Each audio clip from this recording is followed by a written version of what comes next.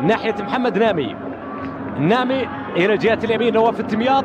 التمياط يلعب الكرة لليلو مبيلي. ليلو مبيلي يحاول بكرة من اليمين ممتازة من ليلو. اللاعب مشاغب يلعب الكرة القحطاني. جول جول جول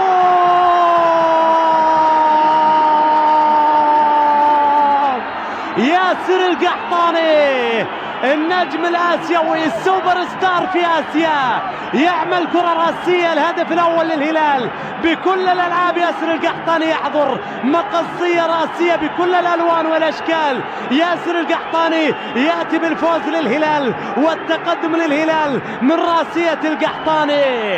ياسر القحطاني ياسر سعيد القحطاني يحضر الهدف الأول.